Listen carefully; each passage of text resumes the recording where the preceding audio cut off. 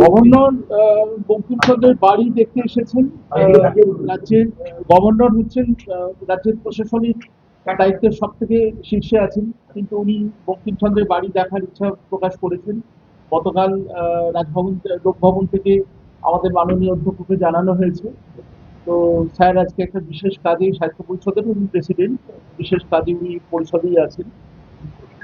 সেটা আমি curator sir বললেন যে যেহেতু আমার কাজই মিউজিয়াম দেখানো এবং মিউজিয়ামটা পরিচর্যা সবটাই।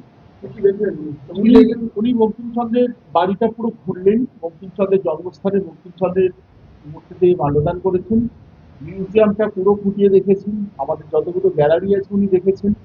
উনি খুব খুশি হয়েছে। এই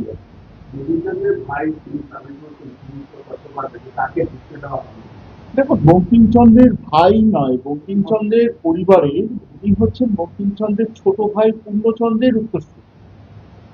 এবার বঙ্কিমচন্দ্রের ছোট শান্তনু চট্টোপাধ্যায়, তিনি তো সমানে ছিলেন, তিনি তো সৌমিত্র চট্টোপাধ্যায় ওই পরিবারে, কিন্তু যেহেতু উনি একটি রাজনৈতিক দলে দাঁড়িয়েছেন, সেহেতু আমাদের একটি অর্ডার, আমরা সম্প্রতি যে অর্ডারটা আমাদের রাজ্য সরকারের ইয়ে থেকে আমাদের চিফ সেক্রেটারি অর্ডার আছে যে কোনো পলিটিক্যালি কিছু ভেতরে করা যাবে না, নিউট্রালি থাকতে হবে এই প্রতিষ্ঠানগুলো।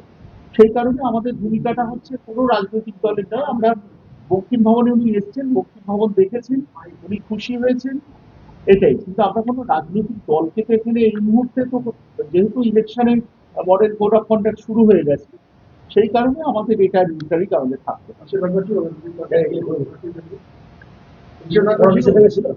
নিষেধাজ্ঞা বলতে এটাই তো, এটাই ডিরেক্টরটা, এটা আমাদের বিকাশ ভবন থেকে অনেকটা চেয়েছিল রাজ্য সরকার থেকে, এবং সেটা আমাদের মাননীয় অধ্যক্ষ দিয়েছেন। সেই কারণে আমরা এই মুহূর্তে কোনো মডেল কোড অফ কন্ডাক্ট উঠে গেলে উনি তো আসতেই পারেন, যে কোনো দিন যে কোনো সময় আসতে পারে।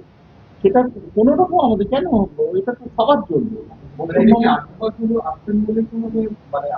না না, কোনোভাবেই কোনো রাজনৈতিক কিছু এখানে করা যাবে না যতদিন না মডেল কোড অফ কন্ডাক্ট উঠছে।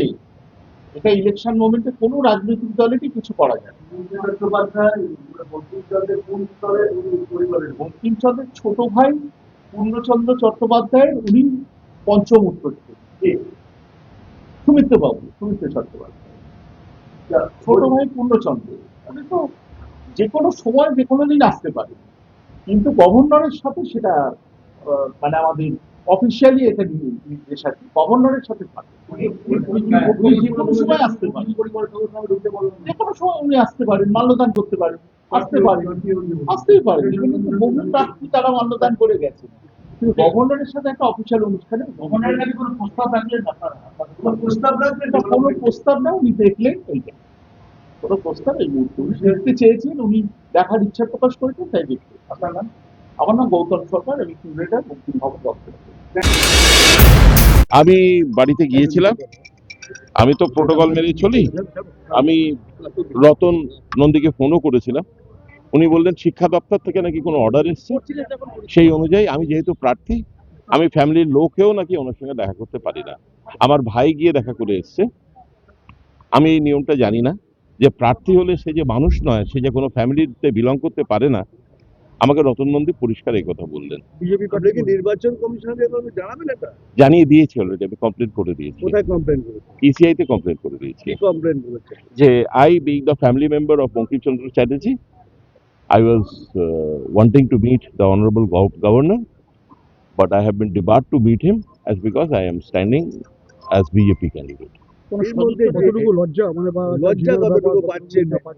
এই আমার তো খুবই খারাপ লাগছে যে আজকে গভর্নর আমাদের বাড়িতে এলেন, আমি দেখা করতে পারলাম না।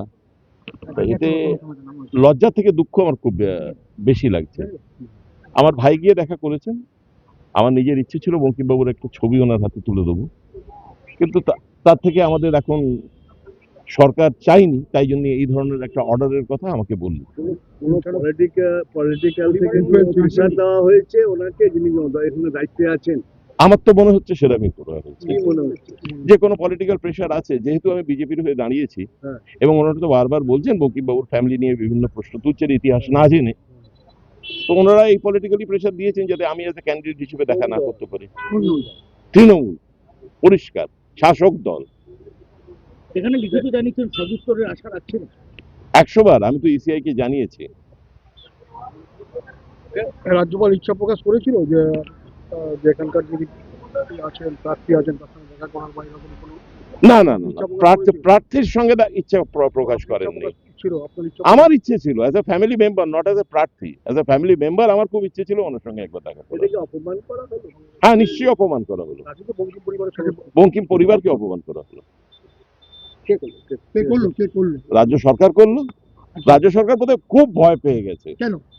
এই আমার যে লিনিয়েজ আছে বঙ্কিমচন্দ্র চট্টোপাধ্যায় এবং এখানে যারা আছেন তাদের এই ধরনের কোনো লিনিয়েজ নেই, এই জন্য বোধহয় খুব ভয় পাচ্ছেন। কারণ নৈহাটির মানুষ তো একটা ঐতিহ্য পছন্দ করেন, একটা কালচার পছন্দ করেন। আমি তো অনেক আগে থেকেই বলেছি যে এখানে একসময় হরপ্রসাদ শাস্ত্রীও ছিলেন, বঙ্কিমচন্দ্র চট্টোপাধ্যায় ছিলেন, নবীনচন্দ্র সেন এখানে আসতেন। তো সেই কালচারটা তো এরা হারিয়ে ফেলেছে। এখানে তো এখন তোলাবাজির কালচার চলছে।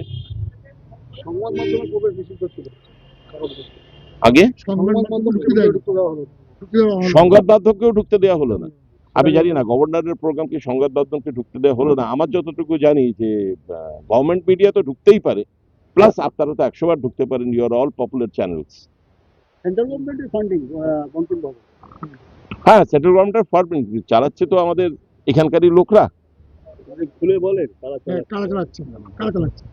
আমার যতদূর ধারণা, বা দেখুন আমার তো এর অ্যাডমিনিস্ট্রেটিভ শিক্ষা দপ্তরের আন্ডারে চলছে, তো শিক্ষা দপ্তর কাদের আন্ডারে, সেটা আমাদের রাজ্য সরকারেরই আন্ডারে। কেন্দ্রকে জানাবেন?